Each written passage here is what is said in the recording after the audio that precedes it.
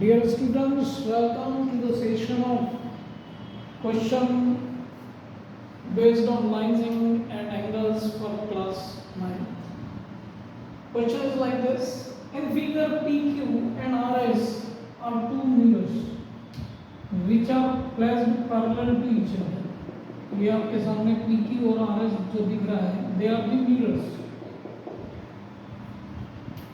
An incident ray AB strikes the mirror at PQ at B, and the reflected ray, that is BC, moves and strikes the mirror RS at C again and reflect back like C.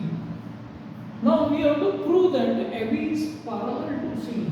Means यहाँ देखें अभी भी question को solve कर रहे हैं तो D1 क्या है उसको देख लें आप. D1 यहाँ पे है आपका PQ is parallel to RS and prove क्या करना है, to prove AB is parallel to C. Means ये दो mirrors हैं, they are placed parallel to each other और उस पे ये रे AB क्या कर रही है, स्ट्राइक कर रही है and reflect हो रही. मीन्स लॉज ऑफ एंगल की हम बात करें, लॉज ऑफ रिफ्लेक्शन की बात करें तो लॉज ऑफ रिफ्लेक्शन में लॉ क्या कहता है कि reflected ray, incident ray, normal and reflected at a single point means at a B, at a plane. तो यहाँ पर ये जो एंगल बन रहा है इसको यदि हम नाम दे दें 1 और इसको हम 2 कह दें तो एंगल ऑफ ये जो हमने यहाँ पर ड्रॉ किया है B M B is perpendicular to P Q. M B आपके नॉर्मल को बताता है और नॉर्मल की डेफिनेशन जनरली ये है कि normal will be always perpendicular to the surface. जिस पे भी नॉर्मल है या थोड़ा नोट कर लें कि जो भी नॉर्मल होगा, जैसे नॉर्मल आपको ऐसे दिख रहा है ये नॉर्मल है, अब ये सरफेस इस टाइप से तो इस पे भी इसका angle 90 degree like this 90 degree का एंगल बनना चाहिए उस सरफेस के साथ. तो यहाँ पे ये जो लाइन ड्रॉ की हमने which is perpendicular to this PBQ. Similarly एक हम नॉर्मल यहाँ पे ड्रॉ कर लें तो ये हो जाएगा आपका NC. NC is also perpendicular to RS.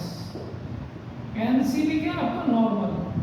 तो लॉज ऑफ रिफ्लेक्शन किससे ये प्रॉपर्टी को आप यूज कर सकते हैं. इसमें आपको ये पता है लॉज ऑफ रिफ्लेक्शन में कि ये जो एंगल होता है एंगल ऑफ इंसिडेंस और ये एंगल जो होता है ये एंगल ऑफ रिफ्लेक्शन है, दोनों इक्वल होता है ना. ये हम पढ़ चुके हैं क्लासेस में, पिछले प्रीवियस क्लासेस में इनको पता होगा. सिमिलरली अब यहाँ इसके लिए इंसिडेंट रे का काम कर रही है और ये नॉर्मल के साथ जो एंगल बना रहा है उसका हमने 3 से डिनोट कर दिया.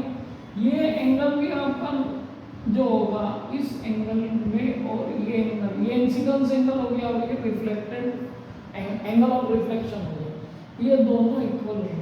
अब यहाँ पर देखने वाली बात ये है कि जब PQ पैरेलल टू RS है, ये आपको given है और हमने यहाँ पे देखा कि BM इज परपेंडिकुलर टू क्या है आपके PQ है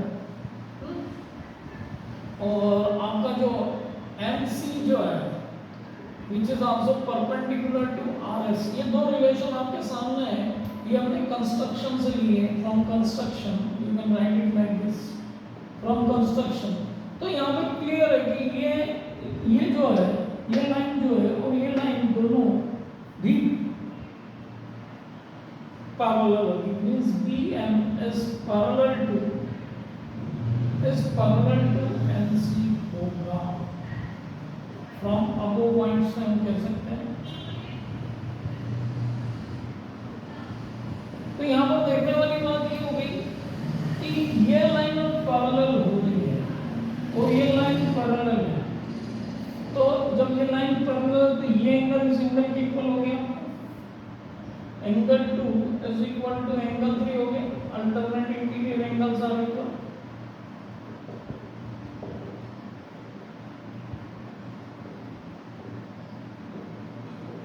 और जब अल्टरनेट इंटीरियर एंगल्स इक्वल हो गए और सिमिलरली आप देखें कि एंगल 1 जो है आपका Similarly, angle 3 is equal to or also equal to angle 4 from law of reflection को आप यूज कर सकते हैं।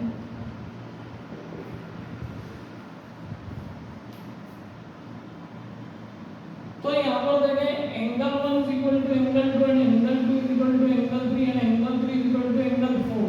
So we can say angle 1 plus angle 2 is equal to angle 3 plus angle 4. Means ये पूरा जो एंगल है और ये this they are the alternate angles. So it shows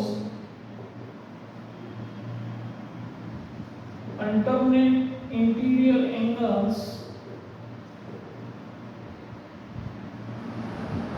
are equal, and when alternate interior angles are equal we can say AB, we can say AB is parallel to CD।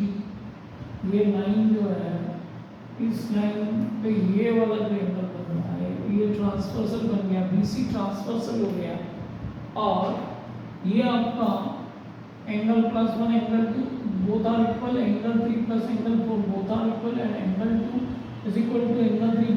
क्यों है? क्योंकि ये parallel, ये भी parallel हो गई। क्यों? क्योंकि ये नॉर्मल जो है इसके साथ 90 डिग्री का एंगल बना रहा है और ये नॉर्मल भी इसके साथ 90 डिग्री का एंगल बना रहा है। तो ये एंगल 90 डिग्री का है, ये एंगल भी आपका 90 डिग्री का। तो ये लाइन जो है BM पैरेलल टू NC हो गई, और जब BM पैरेलल टू NC होगी तो एंगल 2 इक्वल टू एंगल 3 हो गया।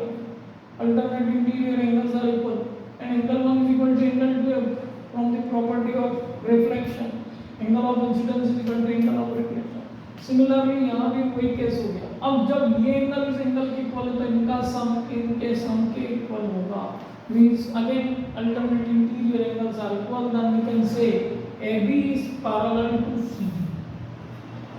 तो यहाँ पर हमने एक तो लॉ ऑफ रिफ्लेक्शन की प्रॉपर्टी को यूज किया, दूसरा इस क्वेश्चन में हमने simple alternate interior angle if they are equal then we can say a line is parallel to each other। Okay, so this way we can prove the questions which is given to us and do lot of questions if we know the basic properties of lines and angles। So be with us, subscribe our channel and you will get more questions on the mathematics